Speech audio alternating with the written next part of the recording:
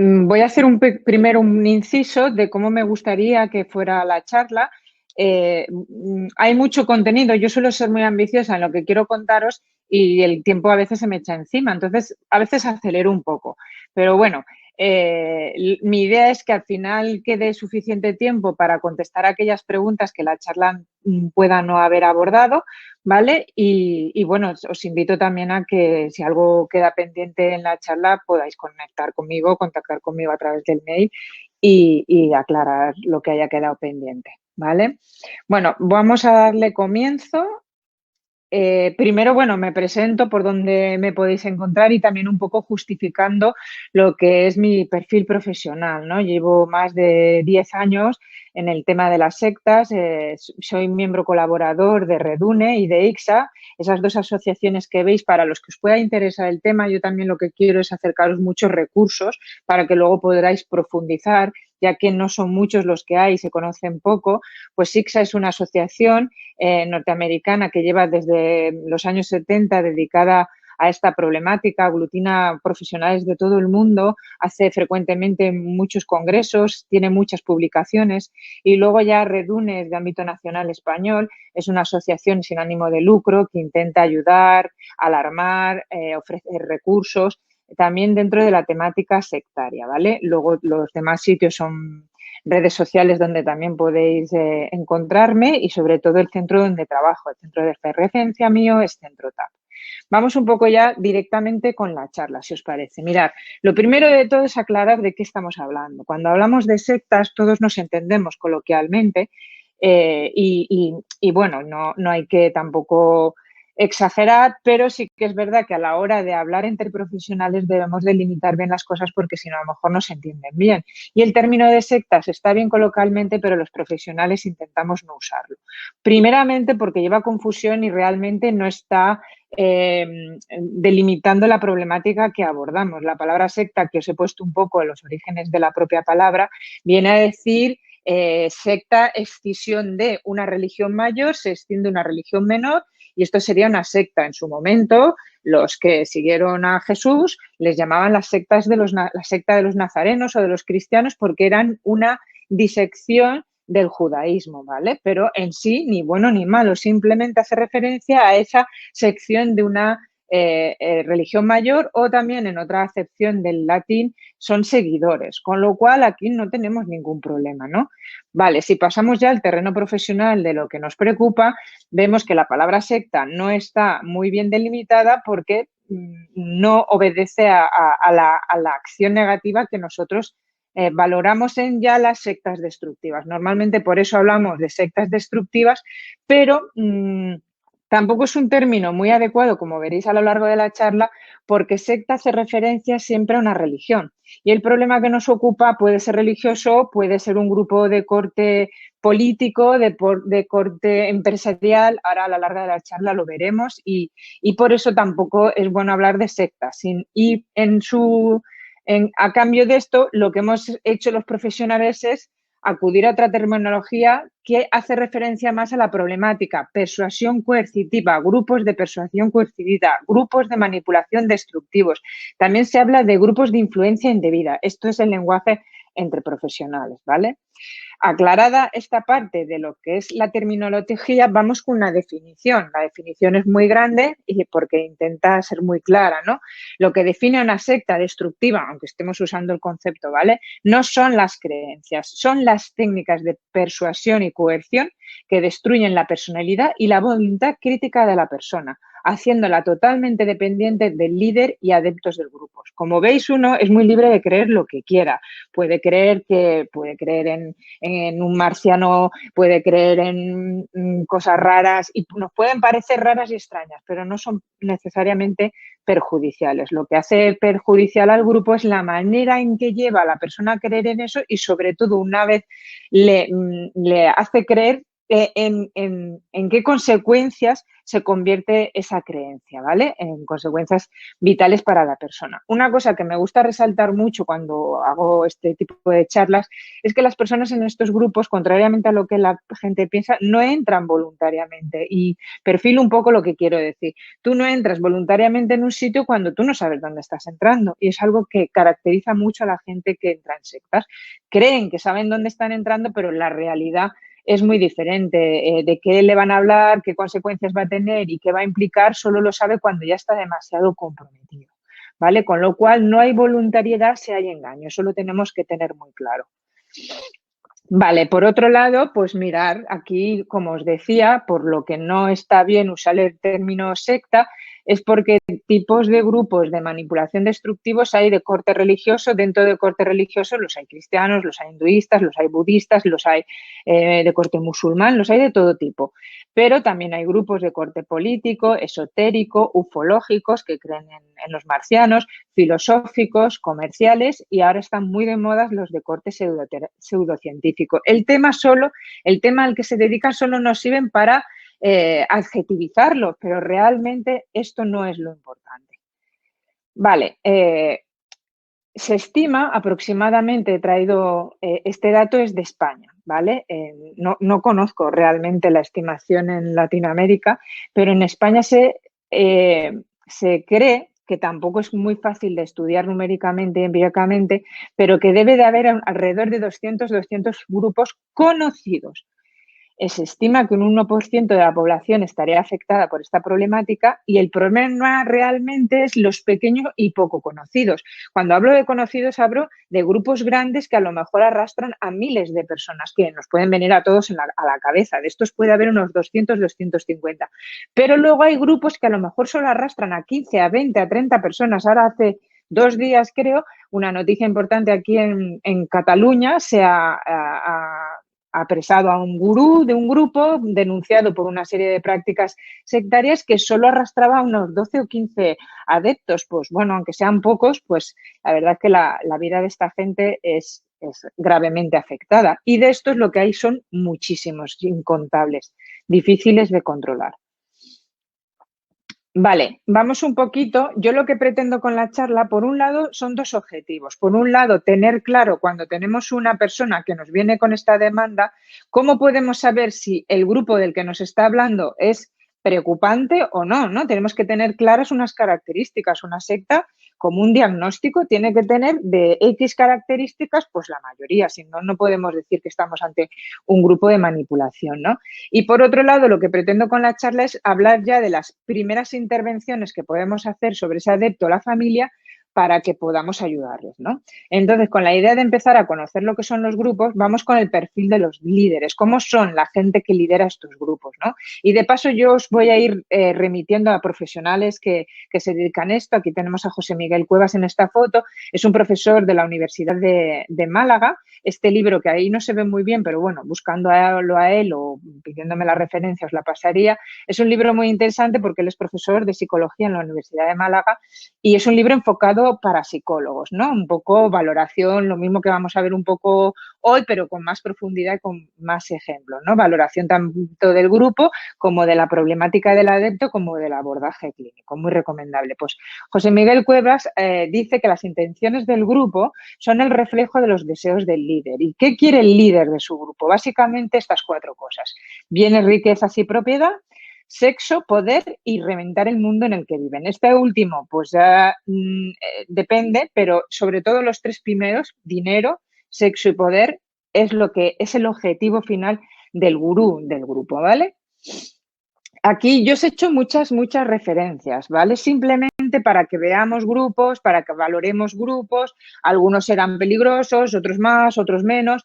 Y documentos que a mí me parecen súper interesantes para aprender de la temática de manera más relajada, ¿no? Hay un documental que a lo mejor muchos conocéis, que es el de Will Country de Netflix. Este documental está basado en un gurú que fue muy polémico en su momento, Osho, y lo que para mí tiene mucho valor de este documental es que está hecho por la mano derecha de Osho en ese momento, que ya vive, y simplemente está mostrando lo que ellos vivieron, cómo ellos lo valoran. Yo creo que simplemente con esa presentación, ya podemos valorar muchas cosas y no podemos decir que nos lo están enseñando desde el aspecto crítico, son ellos haciendo valer lo que fue su grupo. Por otro lado, abajo os he puesto un link hacia otro documental, en este caso ya sí más crítico, es un documental complicado de encontrar y curiosamente lo he encontrado en un canal que no tiene desperdicio, de Raúl Esper, muchos de vosotros lo conoceréis, fue profesor mío de neuropsicología. Y la verdad es que todo el canal es una maravilla porque tiene muchísimos vídeos y tiene este que hizo un programa de televisión española, Documentos TV, que también os recomiendo para empezar a ver el discurso de personas que han estado dentro, que son críticas y personas que han salido y que no son críticas y vosotros mismos podáis aplicar los criterios que vamos a aprender, ¿vale? Seguimos con el tema del perfil del líder, pues también se les caracteriza por tener un fuerte carisma, esto es una seguridad grande en sí mismos, tienen una gran capacidad de persuasión, los adeptos siempre te hablan mucho de su capacidad de ensalzarte por las nubes, pero también a la vez de degradarte, de humillarte, ¿no? Juegan mucho con el tema de los refuerzos positivos y negativos. Son gente normalmente muy hábil, inteligente. Y luego una cosa que también es característica es que al final dentro del grupo son los que toman todas las decisiones del adepto, ¿no? Hay grupos, por ejemplo, alguno bastante conocido, que toma decisiones de con quién se casa la persona, ¿no? Y estas decisiones pueden ser aleatorias, de pongo aquí una fila de novios, otra fila de novias y se conocen en el mismo día, ¿no? Pues tenemos conocimiento de un grupo que hace esto. Más cosas que caracterizan el perfil del líder serían el tema de los delirios de grandeza y trastornos de personalidad. Esto me lo dicen mucho. Los gurús son conscientes, tienen patologías, están locos, bueno, pues un poco de todo. Desde luego sí que tienen un trastorno de personalidad tendente normalmente al narcisismo. Luego ellos lo que les caracteriza mucho es que se sienten especiales, se sienten con capacidades sobrenaturales, siempre además te cuentan, ¿no? Como pongo ahí, reinventan su biografía para hacerse un poco místicos, para hacerse niños especiales, siempre tienen un pasado muy especial que les convierte en esa persona que luego es de mayor también especial, como gurú. Siempre se presentan a sí mismos como víctimas de la opresión, de la persecución, ¿vale? Bien, esto muy rápido, pero es que hay mucho que contar sobre el líder, que tampoco nos interesa demasiado. Nos interesa mucho caracterizar bien al grupo y saber que ante lo que estamos, luego también os adelantaré que de muchos grupos, de los más grandes, afortunadamente, hay mucha información, mucho adepto que ha hablado, pero de los más pequeños a veces nos va a costar mucho tener esta información, porque una cosa que tenemos que tener clara es que ellos socialmente nunca van a dar una alarma. Son grupos adaptados a estar entre nosotros, que nos parecen la mar de normales, a veces un poco raritos, pero siempre normalmente educados con su entorno. Todo pasa dentro del grupo. Entonces, tenemos que asegurarnos de que accedemos a esa información. Para ir entrenando un poquito en las características del grupo y de los miembros del grupo, os recomiendo ampliamente esta otra serie de Paz que está muy bien porque está basada especialmente en 3 sectas. Los guionistas han cogido las características de 3 sectas potentes, han creado una, a ver, es una serie y como serie pues tiene su punto novelesco. Lo malo es que al final la gente no diferenciamos un poco qué puede pasar, no puede pasar y te puedo decir que yo la he visto y del 90% de cosas que ahí se cuentan y se muestran pasan, ¿no? Quitando a lo mejor lo paranormal que a ver, la gente sí que puede vivirlo como algo paranormal. Muy recomendable sobre todo porque habla muy bien de los diferentes perfiles que pueden haber dentro de un grupo, como por ejemplo el adepto crítico, el adepto fanático, el diferentes tipos de líderes, está muy bien. Vale, vamos rápido, pero a ver cómo puedo ejemplificar cada característica de los grupos, ¿no? Pues una cosa fundamental con ellos es que los problemas que tú tengas se satisfacen desde el momento en que entras por la puerta de la secta, ¿no? ¿Qué problema traes? Que te lo vamos a satisfacer. Eso sí, tienes que cumplir una serie de preceptos para tú obtener estos beneficios, cosa que además las personas solemos ver bastante normal al principio, pero el problema es que los preceptos los vas a ir conociendo muy poco a poco. Lo malo es que las metas que te han propuesto de mejora de vida o mejora de salud, de alcanzar grandes éxitos profesionales, la realidad es que nunca se alcanza. Tú vas viendo la gente que van pasando los años y nunca llegan. El problema es que además siempre te lo justifican con que fallas tú. Esto es muy perverso, ¿no? Es decir, tú no te esfuerzas, tú no crees lo suficiente, tú no estás concentrado, tú no das todo lo que tienes que dar, cuando no le echan la culpa a la familia, ¿vale? No admiten críticas ni preguntas directas. Yo siempre digo que cuando en los primeros contactos dudemos, hagamos esto, una crítica directa, crítica constructiva o una duda y verás cómo la manera de reaccionar del grupo o es omitiéndola o es devolviéndote la en forma de chantaje emocional, es que no confías, es que no tienes la mente abierta, ¿no? Pero la realidad es que nunca sientan bien muchas preguntas y directas. Son grupos exclusivos con capacidades únicas, ellos tienen algo maravilloso que nadie tiene, ¿no? Porque ellos, como pone aquí, poseen la verdad y solo ellos. Luego, una cosa que llama mucho la atención y que es muy importante tener en cuenta, porque con esta problemática la gente se suele indignar y decir, bueno, son tan peligrosos, tan dañinos, ¿qué pasa con ellas? El problema es que muchas veces son organizaciones lícitas y cuando digo lícitas es que ellas pueden estar reguladas, como pasa aquí en España, os he traído aquí la página web, donde tú puedes buscar las entidades religiosas que están registradas en España como religión. Yo os invito a que paséis por esa página y con vuestros conocimientos de lo que para vosotros es una secta, veáis si no están en ese registro, porque aquí no van a mirar si es una secta, no hay una jurisprudencia española que nos proteja con las sectas, no hay nadie que le ponga ese cascabel al gato, eso es una cosa muy personal que nosotros tenemos que cuidar de no caer, ¿no? Porque desgraciadamente muchas están consideradas religión. Es muy curioso y yo siempre lo resalto que en Francia hay un organismo, Miviludes, que hace mucho tiempo que se dedica al estudio, es un organismo oficial del Estado francés, donde valoran qué grupos son sectarios y tienen, igual que aquí, ¿no?, sus criterios y dicen, mira, pues este grupo es una secta. Pues si comparamos la lista de Miviludes, lo que para los franceses podría ser una secta, muchas las encontramos también aquí, ¿no? Es un poco cómo puede ser que lo que ellos valoren dañino para ellos no lo sea para nosotros, pues simplemente porque los criterios a aplicar son muy diferentes, ¿vale? Bien, mirar, he traído alguna cosita para hacer un poco más distendida la charla. Este es el caso de un grupo, de un gurú español, ¿no?, que está además pendiente de juicio y un poco para que veáis el lenguaje, las cosas que hacen creer. Es un poco delicado, este audio, lo he puesto ahí en el enlace al medio que lo publicó, que es El Español. Vamos con él, ¿vale? Voy a ver si me aclaro con la plataforma y ahora en un momento estamos.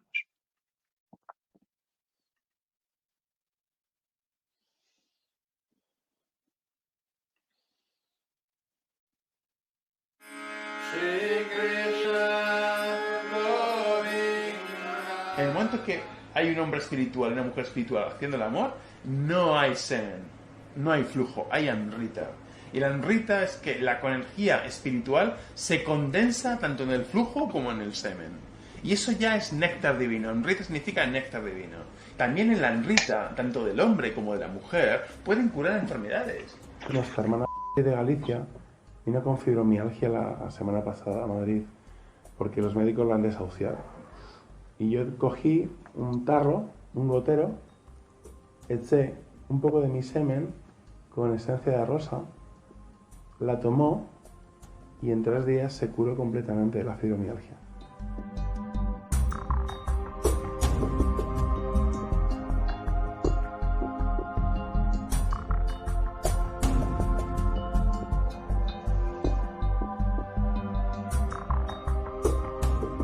El Tantanal ya es para seres de otro nivel espiritual. Si hoy mismo me dices, maestro, quiero que me ayudes a transformarme, yo te hago ras. Te meto un lefazo y te cambio la vida. Pero un lefazo místico, un lefazo místico.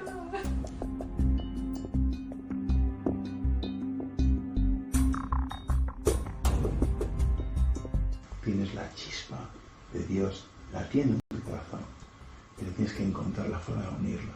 ¿Cómo? Dejándote penetrar.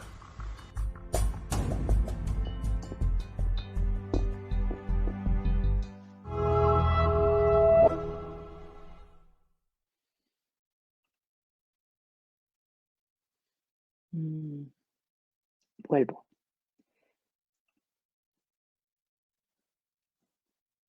Vale. A ver, que pongo un poco... Me es un poco raro porque me gusta mucho comentar con vosotros, ¿no? Lo que os parece, lo que os sorprende. A ver, como ya he vivido esta experiencia, sé que es un poco fuerte, un poco bastante fuerte. También os digo que esto es descontextualizar algo que la gente no cree tal como abre la puerta. El problema es que esto llega a creerse tras un proceso de manipulación y adoctrinamiento fuerte, ¿vale? Bueno, luego si eso ya comentaremos más, ¿vale? Voy presentando cositas. Vale, más características de los grupos. Bueno, pues se caracterizan por presentar un bonito disfraz. Ellos de entrada no te van a dar miedo, no te van a asustar, al revés, algunos se presentan como una ONG, que ahora veréis un ejemplo, o suelen ser amables, no te van a ir con algo que te asuste o que te preocupe. Su objetivo es la defensa de los de arriba. En el fondo, aunque parezca que tengan un discurso del mundo, son los intereses de arriba.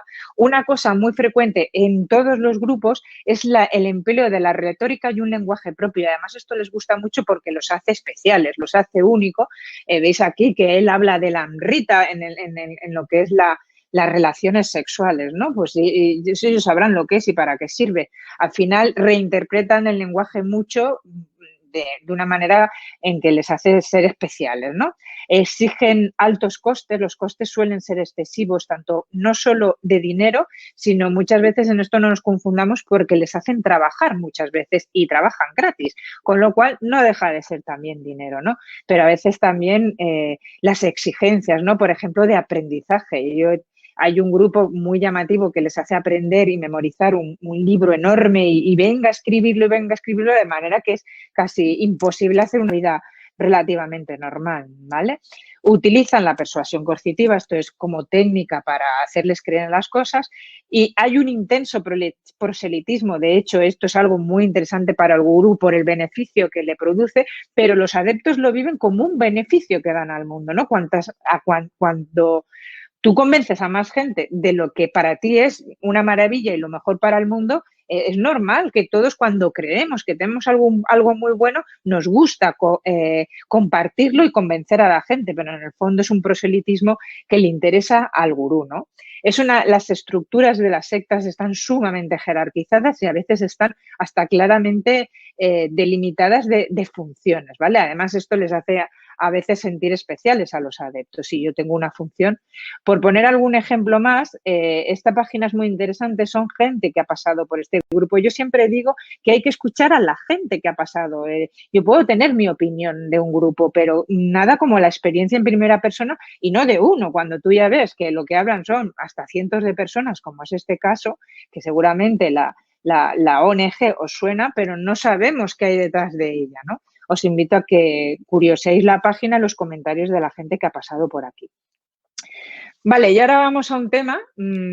Ya hemos visto lo que son las características estructurales y ahora vamos a ver cómo puede este señor, por ejemplo, el Lama Losel, convencer a alguien de esas burradas que está diciendo, ¿no? De porque bebe su semen le cura la fibromialgia a una mujer, ¿no? ¿Cómo puede llegar a uno a este punto? A través de estas técnicas de persuasión que los grupos ponen en marcha sobre sus adeptos, y los especialistas diferenciamos tres tipos: las de captación, las de adoctrinamiento y las de retención. Resalto mucho esto porque fijaros que para mí son básicas tenerlas muy presentes siempre, incluso las tengo escritas en consulta, por dos motivos. Una, porque me van a ayudar a diagnosticar, ¿no? Me van a ayudar a ver y valorar la problemática en su justa medida. Y otra muy interesante es que frente a un adepto, esto es lo que hay que ayudarle a entender y a relacionar adecuadamente. Cuando él empieza a entender cómo funciona un grupo de manipulación, cómo ejerce esa manipulación, puede conectar lo que le está pasando, le da un nuevo sentido a lo que está viviendo. Vamos con ellas, ¿vale? Hay técnicas de persuasión que están centradas en el control ambiental y físico. ¿Esto qué quiere decir? Pues el grupo lo que va a intentar producir es aislar al adepto. Cuando tú tienes a una persona aislada, tanto de los amigos, de la familia, de sus redes de apoyo, muchos dejan el trabajo a raíz de entrar al grupo, estudios o aficiones, ¿no? Y ya el colmo del aislamiento es cuando hay un cambio de residencia, que hay grupos que sí que lo hacen. No hay nada como poner a otra persona a vivir en otro sitio y a lo mejor con adeptos, para aislarlo, ¿no? Y el aislamiento que produce una menor capacidad crítica, menor contraste, menores argumentos que me puedan hacer pensar. Porque también otra técnica es el control y manipulación de la información, es decir, en una era como la que tenemos de Internet, cómo mucha gente que está en estos grupos no entra y lee sobre lo que se está diciendo de ellos, porque normalmente esto el grupo o lo negativiza o directamente lo prohíbe, ¿eh? Hay grupos que en Internet está Satanás, con lo cual los adeptos no se van a acercar. Siempre van a intentar tener un control, una manipulación sobre la información crítica. Y luego lo que ya os decía antes, hay una manipulación del lenguaje, pero a muchos niveles, ¿no? Hay una cosa que se usa mucho en los grupos de manipulación, que es, por ejemplo, con el concepto de apego, ¿no? Que los psicólogos trabajamos tanto. Ellos negativizan mucho el apego. El apego directamente no tiene que ser ni seguro, ni inseguro, ni bueno, ni malo, ninguno. Porque si tú tienes un apego, eres débil. Y de esto suelen convencer de un modo u otro a todos los adeptos. ¿Vale? Entonces el apego acaba significando otra cosa. Mirad, este no os lo puedo enseñar, es un vídeo que os había traído, os invito mucho a que veáis este documental maravilloso, porque aquí hago un alto y es este tema del yihadismo, ¿no? ¿Qué es? Es como la radicalización extrema de este proceso sectario, ¿no? Donde van a poner en juego su vida, pero son gente también manipulada y adoctrinada. Os ponía este documental donde además se veía el trocito que os había puesto, es como este imán que vemos ahí con las barbas, que tiene un nombre que para mí es difícil de pronunciar, está precisamente abordando al niño que se ve en el cartel y cómo el niño repite como un mantra una serie de rezos en los que está diciendo que se va a cargar a todos los infieles en nombre de la yihad, ¿no? Pero el documental se enseña que es un niño con muy pocas posibilidades que su padre ha llevado allí porque le han prometido estudiar y además cuando termina de decir la oración, este señor le da dinero, que seguramente cuando apagan la cámara se lo quita, ¿no? Pero podemos entender que en realidad hay una serie de necesidades que está manipulando. Es muy buen documental.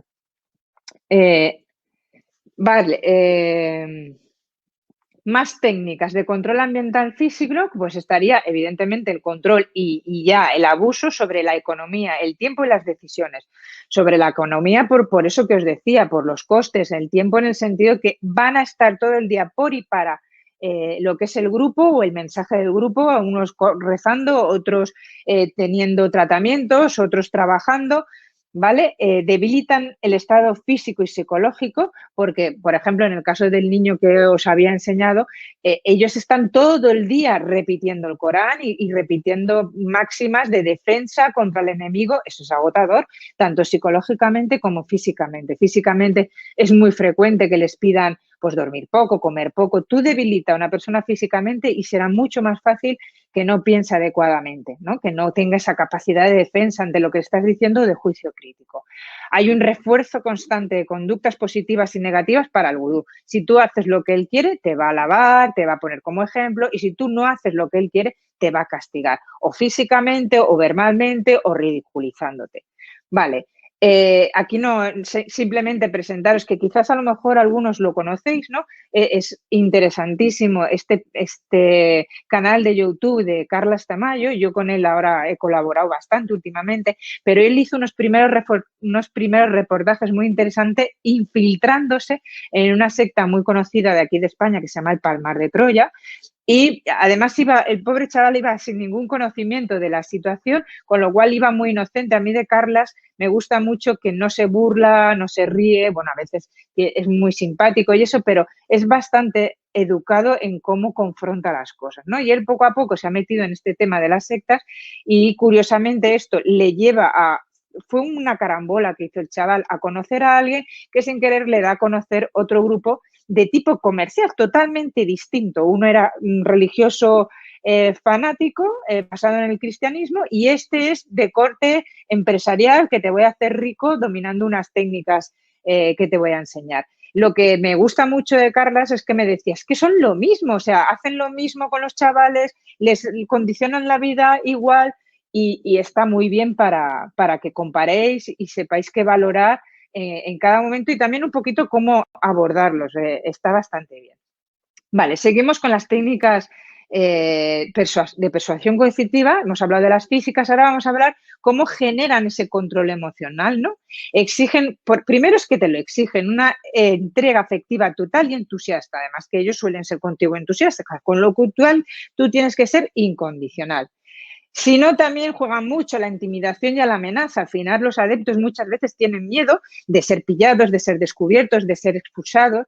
Se juega con el desprecio, la humillación y el rechazo. Eso tenéis que ver vosotros que, como psicólogos, ¿no? Todos sabemos el fenómeno de cómo nos influye lo que vemos, por ejemplo, en el experimento de Haas, de las rayitas, ¿no? Cómo por el hecho de que los demás contestaban la opción incorrecta, creo que conoceréis este experimento, ¿no? La presión social, uno duda de decir lo que sabe que es verdad y al final mucha gente ante la presión social cede. Imaginaros en un grupo cerrado en el que todos son mis compañeros y encima me humillan o me desprecian. Eso tiene un efecto educador en todos los demás muy complicado. Ellos otorgan el perdón y fomentan mucho el sentimiento de culpa. Cuando un adepto sale de un grupo se siente culpable por todo lo que hizo mientras estaba en el grupo, por todo lo que supuso el grupo para su familia, por haber creído en lo que ha creído, por tener una vida ahora muy desestructurada. El sentimiento de culpa es muy fuerte en ellos. Hay una reestructuración negativa del pasado y de la identidad. Eso, todos los grupos cogen tu vida y te la releen.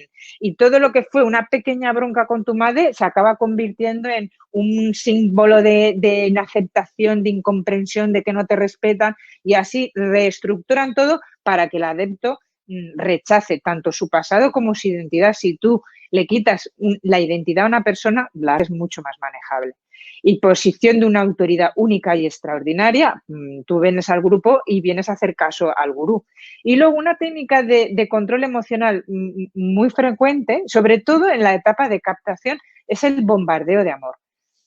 No sé si os he puesto, a ver, no lo he puesto porque es que era, pero lo que es muy frecuente es que cuando tú llegas nuevo a un grupo, y esto la gente deberíamos de compararlo, cuando tú llegas a la universidad por primera vez, vamos todos muy tímidamente, vas hablando, pero tú de golpe no tienes a 20 personas encima de ti diciéndote qué genial, qué guay, proponiéndote cosas, y esto ocurre y esto es abrumador para el adepto. Es como decirle no a algo que parece una película de Disney, es decir, todos me quieren, todos me aprecian, todos quieren algo de mí, ¿no? Luego esto ya se regulará con el tiempo, pero el bombardeo de amor a nivel emocional en el inicio de un grupo es muy difícil ser crítico con algo que me está resultando muy, muy bueno. Otras técnicas de control emocional es en el momento del recibimiento, ¿no? Tú eres especial, tú has sido elegido, tú tienes una misión, ya empezamos por ahí porque me hace sentir la leche y acabo de llegar. Otra cosa, otra técnica de control emocional es la presión sobre el abandono. Si tú dudas, si tú quieres abandonar, te puedes convertir en una aposta o en un traidor, en algo muy negativo. Total, que no es muy atractivo dejar los grupos. Suele ser bastante complicado para la persona, ¿no? Porque conecta enseguida con que si me voy es para mal. Vale, y luego una cosa muy eficaz a nivel de control emocional es esto, las expulsiones ejemplares, de manera que todos vamos asustados de ser expulsados, cuando muchas veces además las expulsiones no es que las hacen, es que si no me expulsas se iba. Y os he puesto aquí un pequeño ejemplo, ¿no? De una carta de la Watchtower, no sé si conocéis, que por ejemplo Michael Jackson era testigo de Jehová desde que nació, testigo de Jehová, de hecho su madre sigue siéndola, ¿no? Pero en un momento dado él conecta con una serie de circunstancias, además las podéis leer fácilmente en foros y cosas así, sobre todo porque empezó a nivel familiar a traerle complicaciones porque una hermana suya había salido y los testigos cuando salen del grupo no pueden hablar con su familia. Entonces él no podía hablar con la hermana, total que se veía venir que lo iba a dejar. En el año 87, él fue muchos años y hizo lo que todos los testigos de Jehová hacen, mientras él fue testigo de Jehová, aunque fuera el que hizo Thriller, ¿no? Es decir, él iba por las casas, porque eso es una misión que ellos tienen. Bueno, que me enredo. La carta esta la hizo la Watchtower, que es el nombre, eso es el otro nombre con el que se conoce a los testigos, para expulsarlos. A él no se fue, a él lo expulsaron. Imaginaros el efecto de control emocional si este señor, que es la leche, en el año 87 es expulsado, pues bueno, los pobres mortales, ¿no? En ese sentido es muy eficaz a nivel emocional. Seguimos con las de control emocional, anulación del pensamiento crítico e identificación con la doctrina por encima de las leyes y las personas. Esto es algo muy importante para el grupo. Y un ejemplo que os he puesto aquí entre paréntesis también es el tema de las bandas, los latín, los nietas. Nos alejamos un poco de la visión, ¿no? de grupo sectario, pero funcionan exactamente igual. Lo que pasa que la presión en este sentido es mucho mayor, por ejemplo, porque ellos tienen que imponerse a la ley. Es decir, si tengo que robar o si ellos tienen, por ejemplo, algunos grupos, ¿no? Por ejemplo, una prueba de iniciación en una banda, puede ser que yo tuve un caso así, subas a un metro y pinches a 3 personas. Claro, a ver, eso está por encima de las leyes sociales, pero como el grupo está por encima de esas leyes, tú tienes que obedecer. Eso genera una serie de efectos muy perjudiciales porque tú te vas a poner en el punto de mira de la policía, te vas a estigmatizar, en fin. Otra cosa que funciona muy bien a nivel de control emocional y que lo hacen todas es la confesión de conductas y pensamientos desviados. El tema confesión está muy presente en cualquier tipo de grupo. Tú tienes que ir diciendo siempre lo que haces, lo que piensas, lo que has hecho, hasta llega un punto en que incluso si te inventas las cosas, tampoco importa, porque para ellos lo que es importante es ese poder que le da la información sobre el adepto a nivel emocional. Si tú confiesas, por ejemplo, la duda de tu sexualidad, eso es algo que ellos pueden hacer valer un día. Yo recuerdo una paciente que les había enseñado mails de su madre, un poco privados, y ellos lo tenían. Entonces ella luego llevaba muy mal que ellos tuvieran ese mail, a ella le hacía sentir chantajeada, ¿no? Luego glorificación del grupo y rechazo del resto. Ellos se sienten blancos y el resto es negro, negro, negro radical. Polarizan la manera de contemplar el mundo en el adepto, ¿vale? A ver, sé que voy un poco rápido, pero es que me gustaría que me diera tiempo a repasar todo.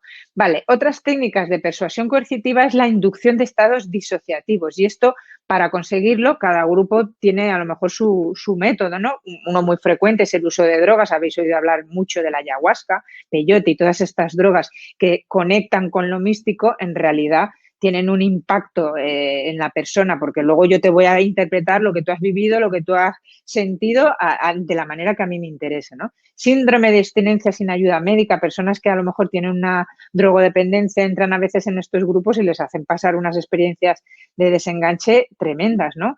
Otra manera de inducir esos estados haciendo repetir mantras, hablando lenguas, meditación, oración, directamente pedir en no pensar, mentes en blanco, todo esto para producir efectos disociativos de mucho impacto emocional. Otros métodos, pues la sugestión, la hipnosis, el trance, todo técnicas que pueden producir situaciones muy extrañas, difíciles de entender para el adepto y que van a ser reguladas en su significado por el grupo.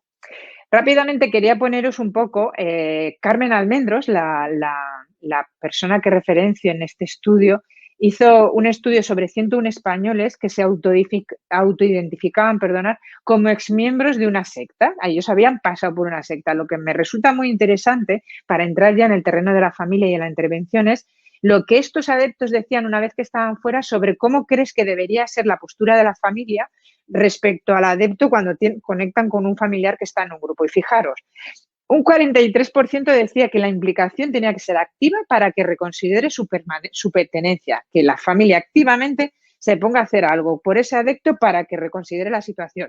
Y otros decían que la implicación haciendo lo que haga falta para que abandone el grupo, lo cual cuando estás en el grupo tú no recibes ni siquiera una critiquita pequeña, la recibes bien, pero cuando sales eres tan consciente de lo que has pasado que le demandas a la familia que sea muy activa, porque la verdad es que los adeptos lo necesitan que hagan algo por ellos, porque es verdad que se puede salir sin la implicación de una familia, pero es muchísimo más difícil. Estoy leyendo, es que no me da tiempo a todo, la presentación la vais a tener, ¿eh? Por supuesto. Vale, de cara a la familia, una cosa que yo quiero siempre hacerles valer por encima de todo, sobre todo los primeros días que conectan conmigo, es que no se han de dejar llevar por esa personalidad sectaria que ha implementado el grupo. Esto es muy importante. No es un niño o un marido que está rarito por algo, no es él. Yo siempre pongo el ejemplo de la muñeca rusa, ¿no? Que son como muchas capas. En el fondo, dentro, en la pequeñita, está la persona que conocemos, que nos quiere, que nos trata bien. Fuera le han puesto como una serie de capas que están basadas en la doctrina del grupo y en lo que al grupo le interesa. Y por eso no contactamos emocionalmente con él. Suelen vivir la experiencia, es muy duro estar con un adepto y más si es un familiar. Pues, por ejemplo, los padres directamente con hijos pasan situaciones muy dolorosas donde yo tengo casos en los que me dicen, es que no habla ni como es él, ¿no? A veces me pasa que, pues hoy ha venido Luis, ¿no? Pongamos, pero no, ayer vino todo el día el sectario, porque la familia llega a detectar cuando está muy presente esa personalidad sectaria, ¿no? Y lo que tienen que conseguir en el trabajo que hacemos con ellos es llegar a la personalidad real de la persona para empujarla a salir, a tener conciencia de la situación y a ser crítico con lo que está ocurriendo. Vale, para mí esto es muy importante porque la formación de los psicólogos es muy buena para ayudar a las familias, pero también tenemos que tener un poquito de especificidad en ciertos consejos que hay que darles, porque yo siempre digo que frente a un adepto es muy importante qué no hacer, porque hay cosas que tiran para atrás muy mal. Y normalmente lo que vemos los especialistas es que lo que a ti te nace de corazón hacer ante un adepto es totalmente negativo. Eso lo aprenden muchas veces tarde, pero todo lo que nos pide el cuerpo, como decirle estás loco, dónde vas o prohibirle, es lo que va a recibir muy mal por el propio problema del adepto, ¿no? Entonces, consejos que se les dan. Primero esto, que entiendan que nadie entra voluntariamente, que muchas veces yo me encuentro, bueno, pues si él quiere estar ahí, ¿qué vamos a hacer? No, no es que él quiera estar ahí, es que está adoctrinado, está manipulado, hay engaño y persuasión coercitiva desde el primer momento, ya hay una intención. Es muy importante también que la familia se informe, pero informe, que esto es algo que a veces nos cuesta, porque es un tema que nos es extraño. A veces la gente tiene miedo y hay que ayudarle a que no tenga miedo, ¿vale? Para eso es muy bueno acudir a asociaciones especializadas en esto, donde van a tener mucha información y donde también vas a lo mejor poder conectar con otras familias que te hagan sentir menos raro, menos, a veces las familias vienen con mucho sentimiento de culpa, ¿cómo ha podido meterse ahí con la familia? Nosotros estamos bien, está demostrado, eso es un mito, que el perfil de las familias no es ni mucho menos desestructurado, igual que el perfil del adepto. Creo que os he puesto algo, pero bueno, ya os comento que yo he visto investigaciones de una muestra amplia donde la mayoría de los adeptos a sectas, como dato curioso, por ejemplo, pues tienen estudios universitarios y dices, a ver, que su capacidad crítica la deben de tener algo bien para llegar a tener estudios universitarios, el manejo de la información. Eso no, inteligente o no inteligente no estoy entrando en que no les es desconocido el juicio crítico, el manejo de la información. Y es ahí donde insisto, es que esto no es una cuestión de inteligencia, esto es una cuestión emocional. Al adepto se le ha captado emocionalmente y se le ha modelado emocionalmente. Más consejos. Fundamental saber qué no hacer, lo que os decía antes, porque hay cosas que van muy mal, como por ejemplo la crítica directa, ridiculizar, expresiones del tipo estás en una secta, te han lavado el cerebro, son lo que nos salen naturalmente, pero luego eso el grupo lo va a usar contra la familia. Importante, muy importante que la familia cree una red de apoyo, tanto para hacer algo con el adepto, que no esté solo una persona centrada, como para apoyarse unos en otros. Y a veces ves que pues un padre opta más por callar, mientras que la madre es más activa porque el padre, si se mete, grita. Bueno, es una actuación, hoy me es muy complicado explicaros todo, estaríamos horas, pero bueno, unas pinceladas. También es muy importante que entiendan que tienen que actuar y no pensar que esto ya se le pasará. Sobre todo esto me pasa mucho cuando son niños que confunden la adolescencia con una manipulación, ¿vale? Es fundamental mantenerse unidas, la familia tiene que mantenerse unida y esto es un problema que muchas veces hiere mucho a la familia y la rompe mucho porque es que les cambia la estructura vital. Bueno, el propio adicto además no lo pone fácil, está constantemente también perpetuando los procesos, los enfados entre los familiares. Asumir que que el familiar está dentro de una secta, esto a veces me pasa, ¿no? Me es tan complicado aceptar el problema que mejor me lo niego y no hago nada. Hay que ayudar a la familia a entender qué ha pasado, a regular ese sentimiento de culpa para que termine haciéndose cargo de la situación. Vale, más consejos.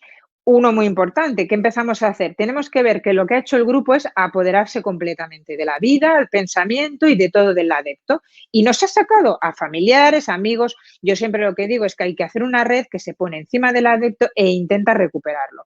No hay que hablar tanto del grupo como hablar más de recuperar a veces incluso cosas que ya se han abandonado, pero que si te va a aceptar el adepto, pues irte a jugar a los bolos con él porque conecta emocionalmente contigo con eso, como veis es un trabajo, luego es una cosa que a veces los familiares les cuesta entender, no es un pum, aprieto un botón y sale, es una envolvente que ayudará al adepto y normalmente cuesta mucho tiempo. Esto es un poco duro en las terapias porque se hace difícil, se hace muy largo. Yo muchas veces lo comparo a veces con un problema de drogodependencia grave, ¿no? No se ayuda a un neurómano el primer día que descubrimos que se pincha, hay que ayudarlo, darle recursos, darle apoyo, pues aquí un poco igual, solo que el paciente todavía es menos consciente de la problemática.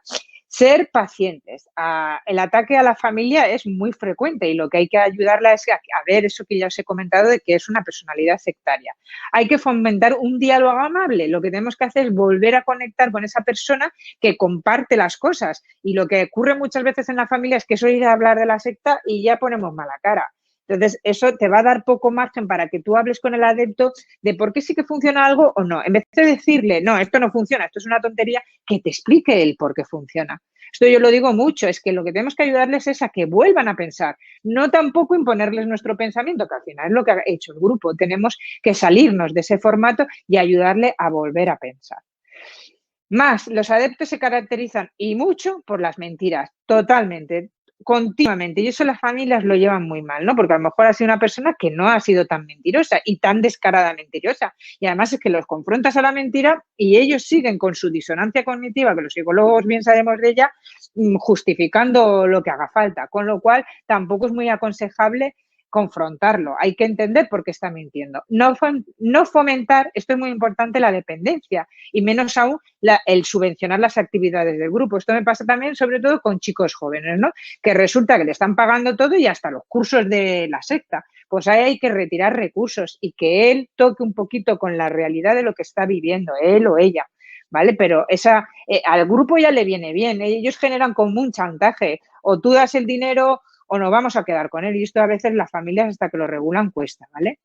Muy importante, mucho que la familia se cuide, porque sobre todo al principio, como tienen la ilusión de que esto se arregle en 2 conversaciones, pues se vuelcan a lo bestia y esto es un recorrido muy a largo plazo en el que te has de cuidar y que tu hijo te necesita ahí mucho tiempo bien, un poco como con los enfermos crónicos, ¿no?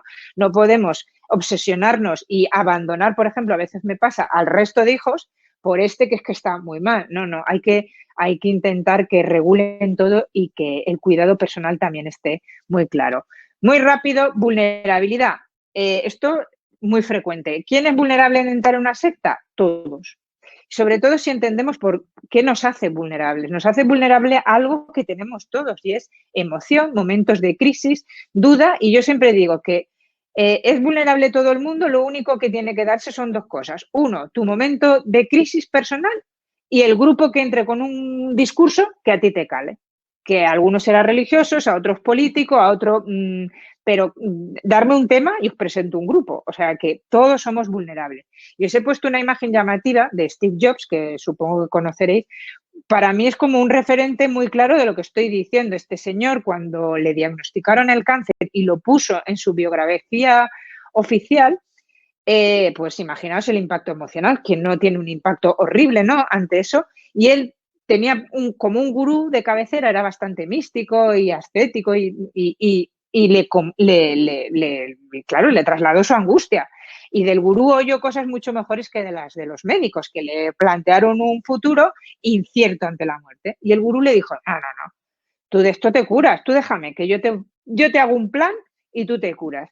Bueno, al cabo de 3, 4 meses, no sé, no os digo de memoria, se dio cuenta, conectó con que no estaba mejorando y entonces se puso en manos de médicos y tristemente él llegó a valorar que eso había sido una pérdida de tiempo muy importante. No sabemos si estaría vivo porque tenía un cáncer muy especial, pero él lo quiso poner como advertencia a la gente, ¿no? No es un tío tonto, nadie tenemos a Steve Jobs por un tío tonto, pero es un tío como todos, con una emoción, con miedos, con angustias, con dudas.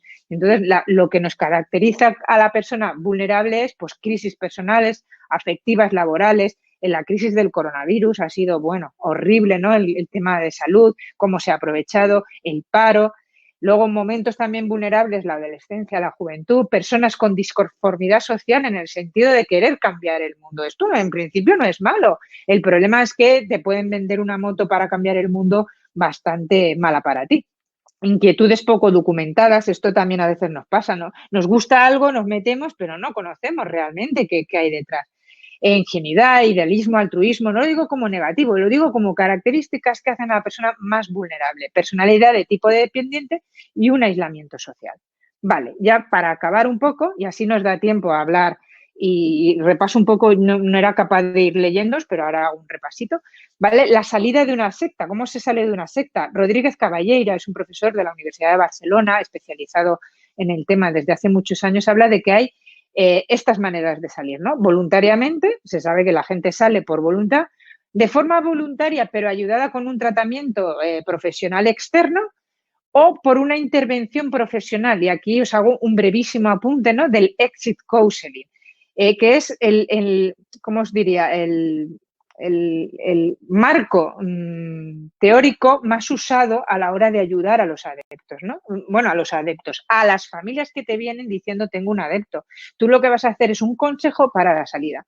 Vas a asesorar, vas a ayudar a entender, a comprender, a ver qué se puede hacer para que la familia provoque esa salida, o a lo mejor te vienen, y esa es una intervención directa que hacemos a veces, te traen al familiar y tenemos una intervención directa, que eso es bueno que la tenga un profesional y no la familia, porque que no salga bien y se lleve mal con el profesional no es problema.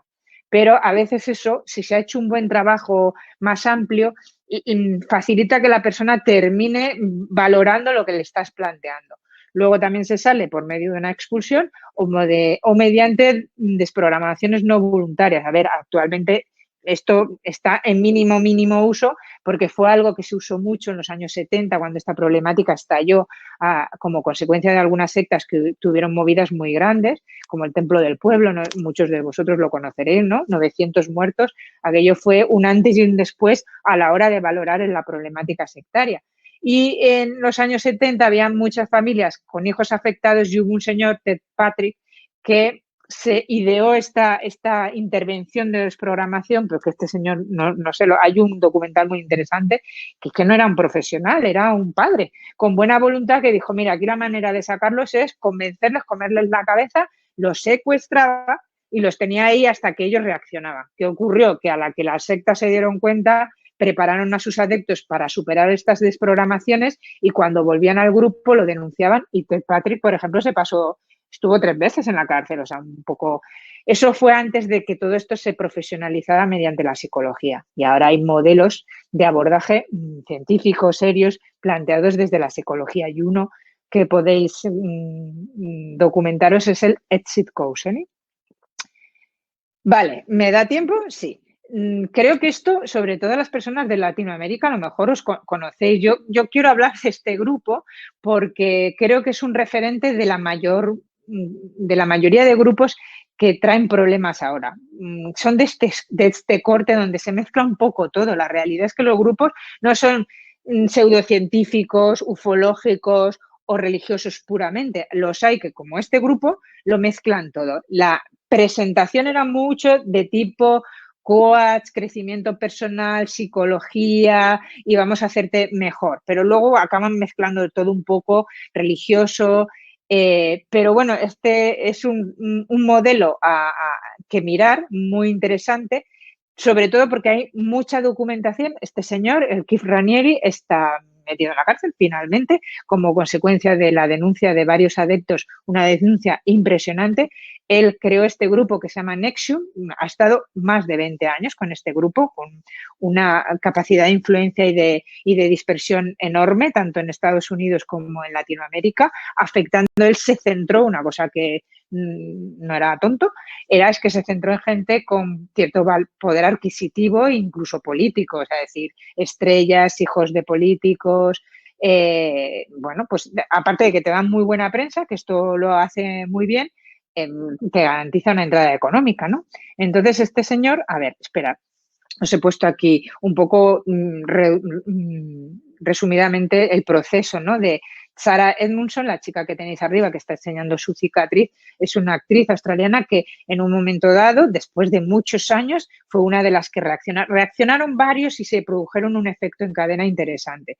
Esta mujer denuncia esto que veis aquí, que fue marcada. Es que hasta este extremo llevaban los grupos, ¿no? De ir contra ti mismo. Esto es lo que tenemos que... Esto es un gran efecto negativo para uno mismo. Marcada como una res, como una vaca. Con un cauterizador le marcaban estas letras que veis aquí, ¿no? Keith, la K de Keith y la R de Ranieri. Luego, además, se supo que dándole la vuelta también obedecía a las iniciales de Alison Mack, que es una A y una M. Esta chica que hay abajo era como la mano derecha y sobre todo la que llevó el grupo de mujeres como más en las que hubo un peor efecto, ¿no? Eran las mujeres marcadas y las siervas sexuales de este tío.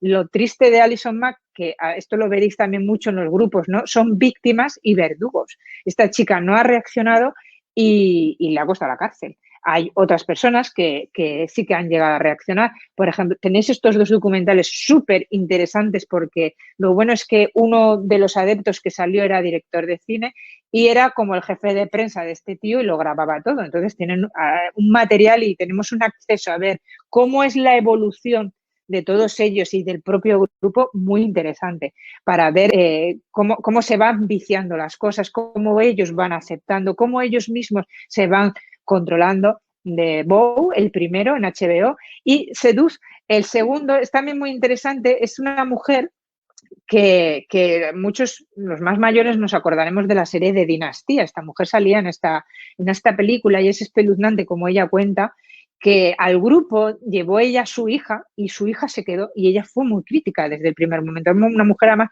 muy beligerante y también es verdad. Lo bueno de que fueran gente con recursos es que al tener recursos no han parado hasta que han podido con él.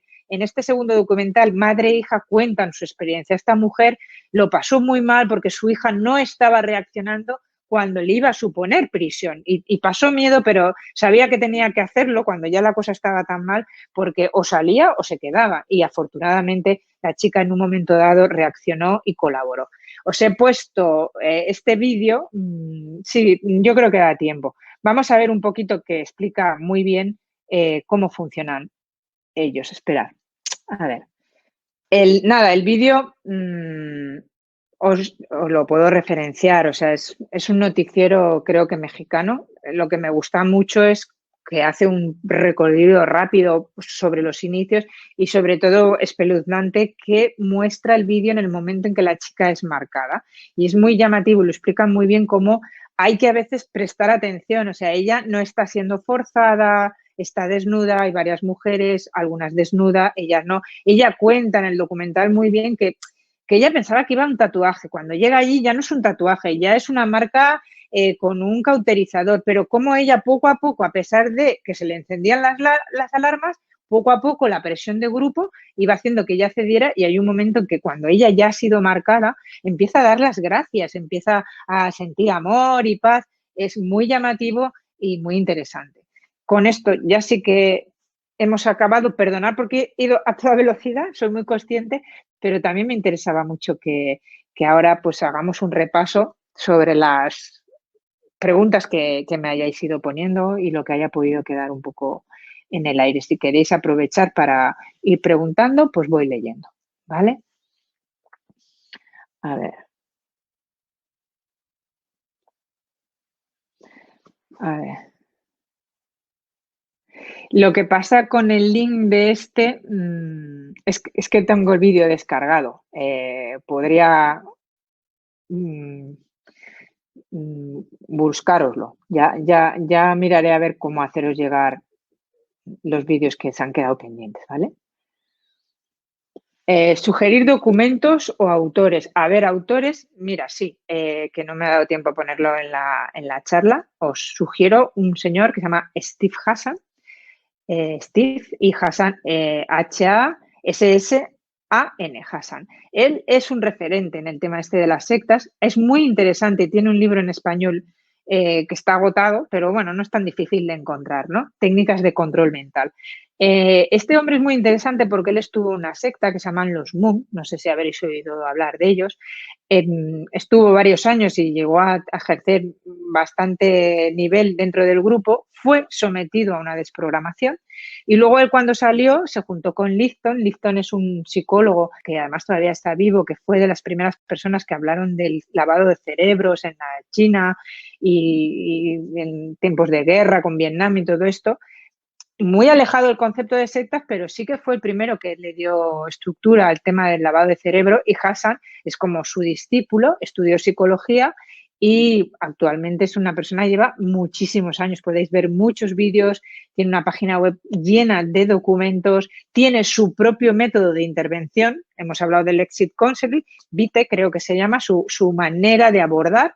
Tiene varios libros en inglés también de cómo abordar una situación familiar. Os destacaría mucho ese autor. Aquí en España pues se ha hablado de José Miguel Cuevas y luego es eso, todos los documentales que os he ido refiriendo son bastante interesantes. Hay uno que se llama, es una serie documental que han hecho, ahora la plataforma no estaría muy segura, pero la actriz que la ha hecho se llama Lea Rimini, Lea como suena Lea, creo que con H, Rimini, es una actriz estadounidense que allí es muy conocida pues, de series de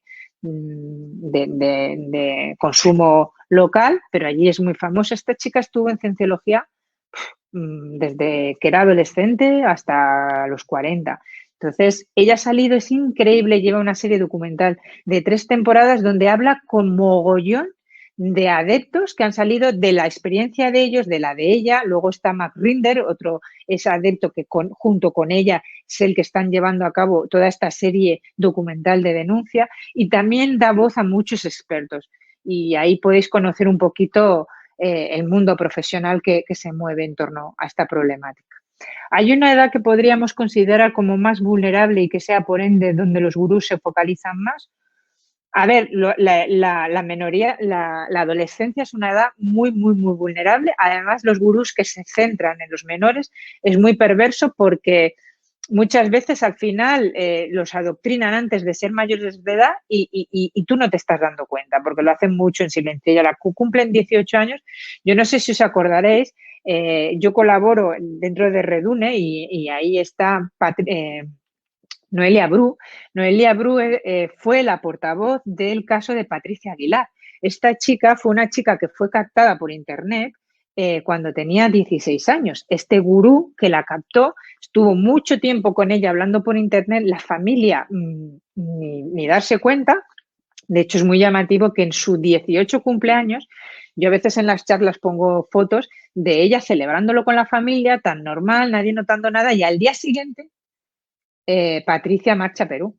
No había salido casi nunca de su casa y de golpe hace un pedazo de viaje porque él la había adoctrinado y la había preparado para que se fuera con él, sin que la familia sospechara nada. Es cuando empezaron a mirar, que se alarmaron, y fue un caso muy mediático en España, la familia se volcó mucho y menos mal porque si tardan un mes más de lo que se tardó, posiblemente Noelia, Patricia estuviera muerta porque la encontraron en la selva en unas condiciones súper precarias alimentarias y con una niña que había tenido con el gurú, ¿no? Buscar vídeos de hecho, hay un canal de Patricia Sos que se puso en marcha cuando se quiso dar voz a la necesidad que tenía la familia y ahí mismo veréis, hay unos cuantos vídeos, hay uno de un momento en que Patricia accede a tener una entrevista con un periodista peruano para que la familia la deje en paz y que no la sigan buscando. Solamente esa entrevista, cómo ella la aborda, cómo habla, cómo niega lo evidente, ¿no? Como que el periodista le dice, pero es que yo he ido a donde dices que tenéis la asociación, porque ella se justificaba diciendo que estaba en una ONG trabajando con este señor, ¿no? Y el periodista le dice, pero si allí no hay nada. Y sí, señor, sí que hay algo. Además, ella ha cambiado en muy poco tiempo el acento. Esto también es síntoma de que la persuasión y la coerción está teniendo efecto, ¿vale? Pero sí, es muy delicada también pensar que los adolescentes están empezando a estructurarse, a valorar, a tener criterio. Si viene alguien y se los quiere anular, son más vulnerables. ¿Cuáles son las consecuencias, daños más comunes en las personas que han pasado por estos grupos y logran salir de ellas? Lo inmediato es un problema de adaptación, imagina, sobre todo dependiendo del tiempo que lleve la persona. No es lo mismo llevar 3 meses, un año, que 20 años, ¿no? La gente del Palmar de Troya, del que os he hablado con Carlos Tamayo, hay gente que ha salido y no ha visto un móvil en su vida. O sea, y no ha visto una cuenta bancaria y no sabe lo que firmar es un contrato de trabajo, con lo cual imaginaros el trastorno adaptativo que estas personas sufren. Luego les han inducido muchas fobias, muchos miedos, hay muchas cosas del cuerpo doctrinal que han abandonado que hay que regular porque ya no saben en qué creer, tienen un sentimiento terrible hacia la gente, ¿no? De quién me fío, de quién no me fío. Aún así, muchas veces te das cuenta que siguen teniendo cierta ingenuidad, ¿no? Que hay que trabajar muchas veces después de que salen, ¿no? Estos serían como los más relevantes. Luego, dependiendo de lo que haya vivido en el grupo, pues si ha habido abuso sexual, pues imaginaros las secuelas que pueden quedar, ¿no? A ver.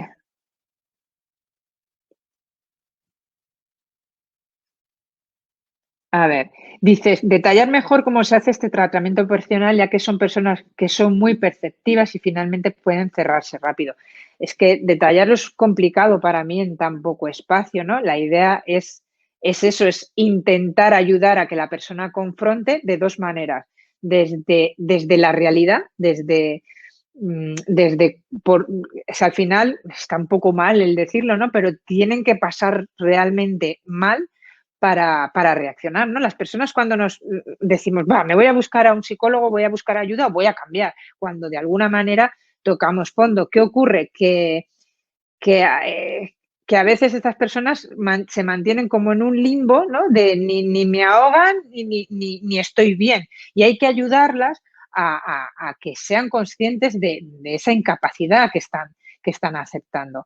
Yo lo que sé que digo es que nunca con la confrontación directa, no podemos ir a razonar y hacerles razonar, que es la postura que más me encuentro, y eso hay que regularlo en la familia y enseñarles a cómo tratar al adepto para conseguir ese zarandeo emocional o ese volver a involucrarme con él. Yo sé que queda poco respondida, pero por una cuestión de tiempo también. Cuando la persona está en el proceso de captación por la secta, ¿en qué momento se lleva a la persona al psicólogo? No. Primero que al psicólogo, fijaros, la intervención, esto no me ha dado tiempo a hablarlo, es decir, la intervención del psicólogo tiene que venir voluntariamente por parte del adepto. Por eso es muy difícil, porque hasta que voluntariamente esto es como un tratamiento de adicciones. Si no tenemos la voluntad del tratamiento, no podemos generarlo. Por eso a veces lo que tenemos que hacer es como una intervención familiar. A lo mejor ante una intervención familiar van a ser mucho más receptivos. Al final es verdad que es un problema de familia, no solo de esta persona. Y ahí la persona puede ser más receptiva, ¿no? De decir, bueno, si vamos todos, yo quiero también hacerme oír y hacer valer mi criterio, bueno, y hacemos como un enfoque desde la familia, ¿no? Porque no lo podemos obligar, ¿no? No podemos decirle, te voy a llevar a un psicólogo y que el psicólogo te diga que estás en una secta, que esto me lo hace mucho, que no, la confrontación directa sí, es él el que tiene que aprender a valorar lo negativo de lo que está viviendo, un poco como las adicciones, ¿no? ¿Cómo le hacemos entender, yo también me dedico a adicciones, al ludópata que necesita ayuda? ¿No? Plantearos este tipo de paciente en el que, pues a la familia le diríamos, mira, no pagues las deudas, por muchas deudas que tengas, ponle límites, pero el problema es que en un adepto tenemos que tener muy cuidado que a la vez que le ponemos estos límites y le intentamos hacer conectar, no rompa eso nuestro vínculo familiar, porque si rompe con la familia, ya no hay intervención de ningún tipo. Pero quitémonos de la cabeza el que me lo traigan y yo lo convenzca. No, me lo van a traer y yo le voy a intentar abordar su inquietud vital, su disconformidad familiar, y a lo mejor también nos da paso a lo que él ha ido a arreglar al grupo. Eso alguna vez me ha pasado, ¿no? Yo fui allí porque tenía una depresión y más o menos sigo con la misma depresión, pero además mi familia no me entiende, y entonces también podemos abordar aquello que le hizo entrar en el grupo.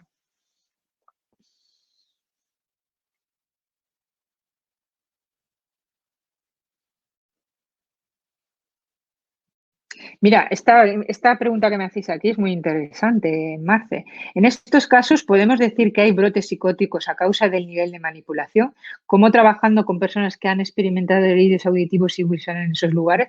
Mira, una cosa súper interesante que plantea la compañera.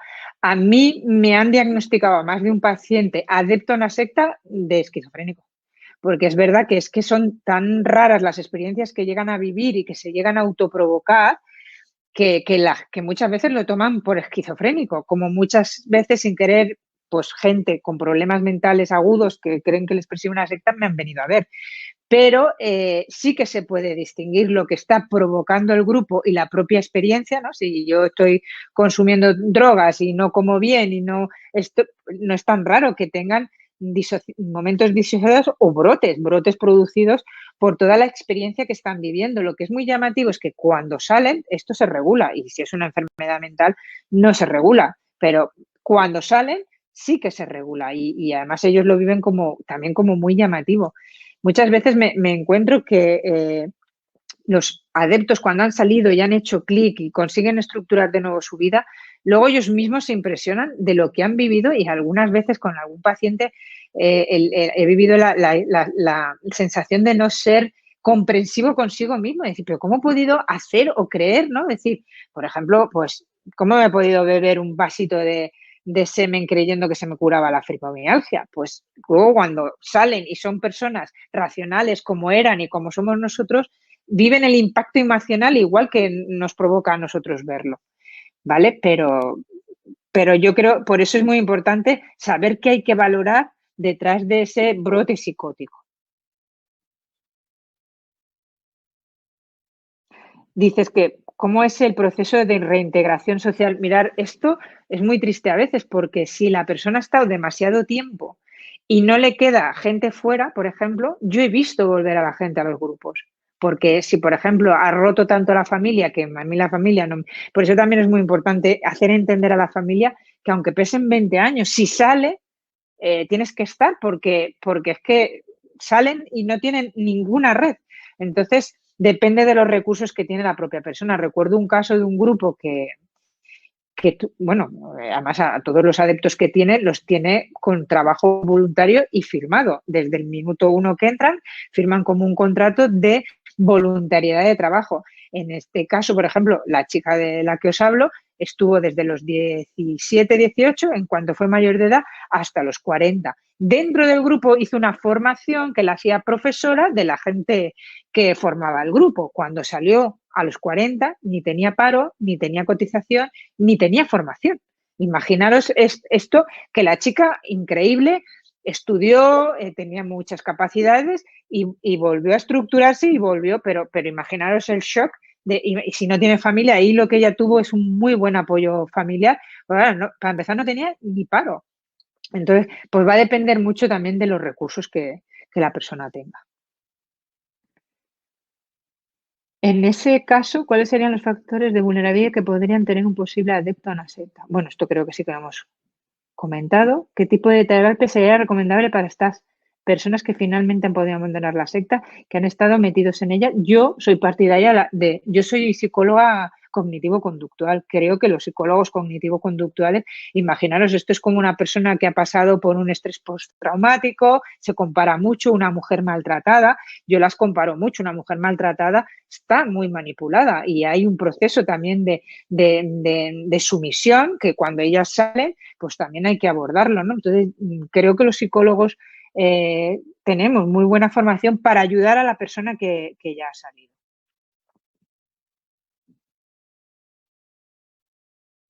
Libros interesantes, pues hay un montón. Os recomiendo este de Steve Hassan, no sé. Luego hay uno que se llama así, Sectas, de una escritora alemana, también, americana. No sé, puedo mandaros si queréis referencia de unos cuantos libros que yo considero interesantes. Si leéis en inglés, sí que hay, ya os digo, entrar en la página de ICSA. Además, ICSA ahora tiene un congreso online muy interesante, puede resultaros también, se hace más cercano a todo el mundo. ICSA tiene un libro que está ahora promocionando, hecho por varios expertos de la plataforma. ICSA es ICSA. Ponéis ICSA Cults, porque si no hay muchos ICSAs en la red, y os saldrá. Ahí están, ellos facilitan un libro de varios expertos tratando diferentes posturas. Por ejemplo, no es lo mismo tratar, que esto no lo hemos hablado, pero es importante también, no es lo mismo tratar un adepto que ha nacido en un grupo que un adepto que no ha nacido. Es mucho más complicado para el que ha nacido, porque el que no ha nacido tiene un referente de sí mismo. A lo mejor si se ha entrado muy joven, tampoco mucho, pero sabe lo que es la vida sin ese grupo, cómo era él, cómo era su familia. El que ha nacido dentro, y ya ni te cuento si además la familia se queda en el grupo, está totalmente falto de referentes y de ubicación en el mundo exterior. Y ICSA lo que va haciendo es tratar por capítulos diferentes temáticas importantes e interesantes en la temática sectaria. Sí, pero pones aquí, bueno, la amrita es un término empleado por él, pero tengo entendido que significa algo a nivel espiritual. Ahora no me acuerdo qué, pero bueno, luego él lo hace servir como él quiere, ¿no? Este hombre decía que, pues eso, que su semen tenía poderes curativos y con la tontería, pues se acostó con muchas de las mujeres.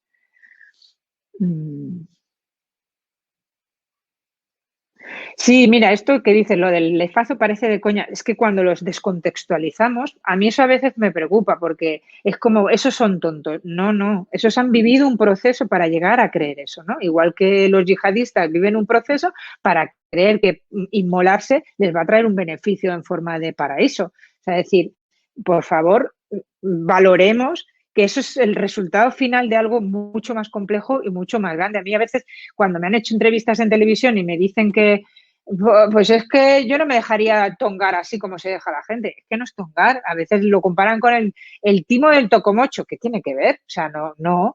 O sea, estamos hablando de gente con una preparación, con unas capacidades de influir muy potentemente. Por otro lado, la psicología social nos demuestra que somos muy influenciables. Ayer mismo veía un experimento que yo no conocía, que se hizo creo que en los años 50 o por ahí, de cómo entra un tío en un ascensor y entran 5 compinches, ¿no? Y se ponen a mirar hacia la pared. Y el otro que está mirando hacia las puertas, ves cómo la gente al final se siente rara, se siente intimidada y se gira como todos. Y nadie le ha dicho nada y tampoco él ha planteado nada. Es algo muy pequeñito, pero es muy significativo de que somos muy influenciables. No vamos a ser influenciables con la primera frase, si empieza por la amrita, el semen y que nos vas a curar. Pues hombre, por ahí no empiezan nunca. Lo que pasa es que hay que tener conciencia de que esto es lo que pasa, porque si no también lo que ocurre es que, bueno, déjalo, se están tocando sus cuencos y no pasa nada. Sí, sí que está pasando. Lo que pasa es que cuesta mucho sacarlo a la luz, porque además los adeptos cuando salen tienen una cosa muy mala y es, tienen un sentimiento de culpa y de vergüenza tan grande que mejor me callo. A veces también además tienen miedo, con lo cual no hay conocimiento de esta problemática. Nos parece que le pasa a 4 y no os cuento, o sea, yo puedo haber visto al año a lo mejor hasta 100 casos, o sea, y no creo que a mí me llega una parte muy pequeñita. O sea, es decir, cuántas cosas hay que no llegan a pedir ayuda. Vosotros sabéis que en términos de psicología no se cuentan las depresiones que se atienden clínicamente, ¿vale? Y no por eso la depresión es un mal menor. Vale. ¿Son solo mujeres o es también con hombres? No. Si estás por el grupo de este hombre, Antonio Valdés, que preguntaba esto, eran hombres y mujeres. Y además, en este sentido, bueno, depende de los gustos sexuales del gurú. Tampoco todos los grupos. El sexo siempre es muy tocado porque, fijaros, es una cosa muy importante en nuestra vida y si lo alteras, pues alteras un poco la dinámica de la gente. Pero puede ser en exceso o en celibato. En celibato, en hacerse sentir culpable. Yo tengo un artículo del Palmar de Troya que ahora está más calmado a pesar del el revuelo que ha habido, pero en los años 80 era un grupo que traía muchas portadas de una revista española que se llamaba Interview. Y recuerdo el caso de un chico que se castró. Les hace sentir tan mal el grupo con sus apetencias sexuales que este chico que no veía salida a que, por ejemplo, tuviera una eyaculación nocturna con la que él conectaba muy mal y dijo, mira, pues yo lo resuelvo rápido, me la corto y ya está. Imaginaros, o sea, nos estamos yendo al otro extremo, ¿no? Pero la cuestión es tener alterada las cosas fundamentales de la vida de una persona.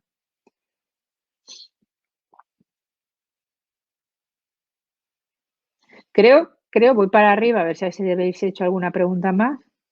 Me resulta curioso que en las sectas rechacen el apego, pero que se genere dependencia del líder. Claro, es que el apego es el que ellos deciden y tú a mí sí que me tienes que tener apego. Que además, fijaros una cosa, es muy llamativo a propósito de esta pregunta que haces. Ellos tienen normalmente un lenguaje muy familiar. O sea, al gurú no es raro que le llamen padre, que entre ellos se llamen hermanitos o hermanos.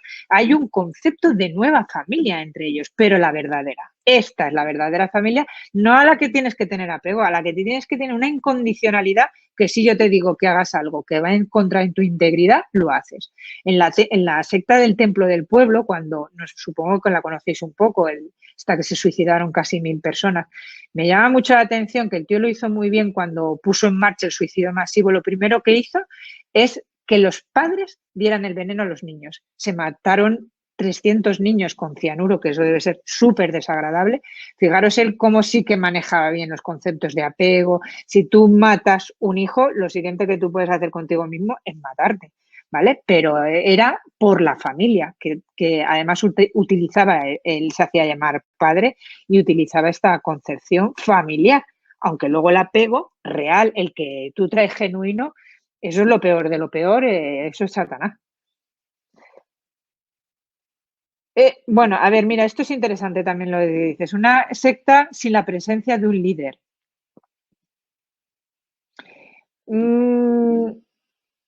Líder tiene que haber, lo que pasa que a veces está más presente o menos presente. Una cosa que sí que es muy habitual es que el líder desaparezca porque muere y se quede como una cúpula, entonces el poder queda un poco más repartido, que normalmente siempre está concentrado en uno. Lo que pasa que a veces lo que nos ocurre es que no tenemos al líder presente, no se muestra, tampoco son tontos porque también saben cómo protegerse, perdón. Y en las comunidades online pasa que realmente es muy difícil captar quién dirige todo eso y quién está promoviendo todo eso.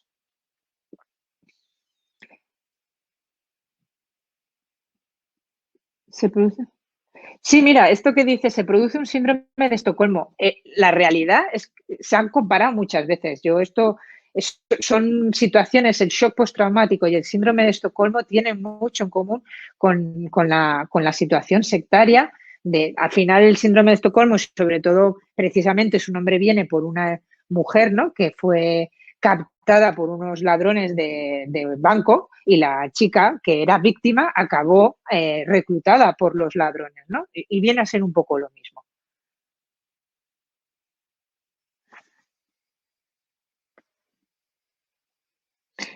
Antonio, no sé, esa era la de la aldea, no sé qué quieres decir, perdona.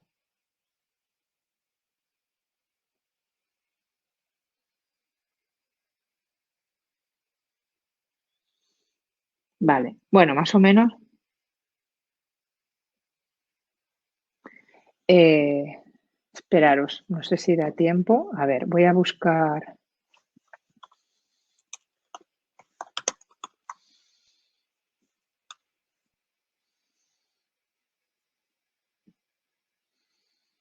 Un momento que os voy a buscar un libro. Me tenéis que dejar. Es que no sé.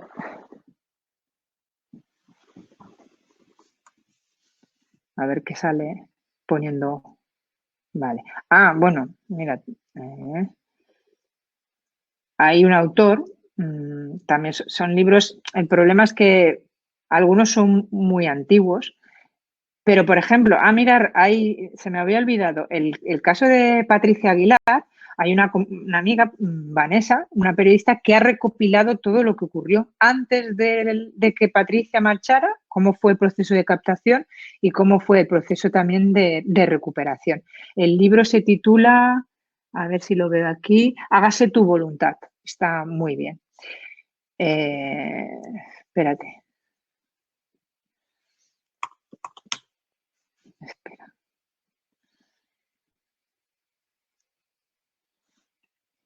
Ahí os mando un enlace. Ella es Noelia, la persona que os decía que es la que más cubrió los medios, por ejemplo, de comunicación, ¿no? Se dividieron mucho la... A ver, espera. No os mando el libro, os mando...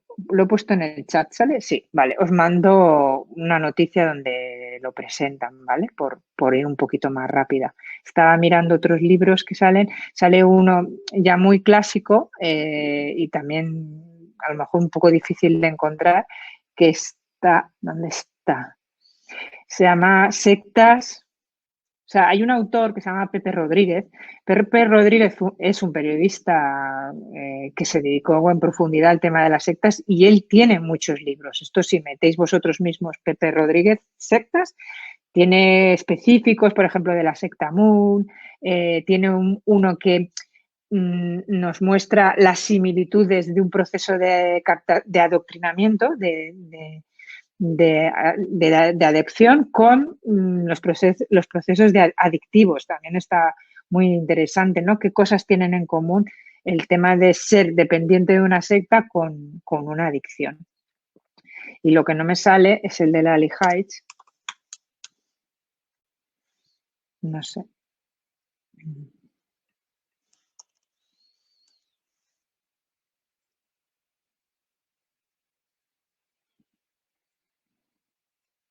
Vaya, internet a veces no te da todo. Ah, mira, ahora aquí lo tengo. Vale. Es que a mí me gusta especialmente. ¿Cómo puedo poner? A ver. Y ya con esto creo que nos tendremos que despedir. Vale, os pongo este porque es una autora también americana. El prólogo está hecho por Pepe Rodríguez y creo que tiene una visión muy, muy completa de la problemática, tanto a nivel social como clínico. Es una psicóloga también muy referente. En la serie esta que os decía de Lea Rimini habla ella muchas veces, junto con otro autor. Y bueno, creo que ya con esto, ¿vale? Hemos llegado a la campana del final. Ha sido un placer, sé que a lo mejor un poquito precipitado, pero de verdad que os invito a que conectéis conmigo ante cualquier duda o cosa que haya quedado pendiente. Bueno, que vaya muy bien. ¿Quieres estar al día de todo lo que ocurre en ISEP? Síguenos en las redes sociales y no te pierdas nada. Actualidad, entrevistas con expertos, masterclasses, sesiones clínicas, vida estudiantil, eventos y mucho más. Podrás encontrarnos en Facebook, Twitter, LinkedIn, Instagram y YouTube. Además, ahora podrás convertirte en el protagonista de nuestros perfiles sociales. ¿Cómo? Muy sencillo. Cuéntanos cómo está siendo tu experiencia en ISEP. Muéstranos cómo es tu día a día o comparte las fotos de tus mejores momentos. Acuérdate de etiquetarnos o de usar el hashtag #ExperienciaISEP. Así podremos compartir el contenido con el resto. Recuerda, juntos hacemos ISEP.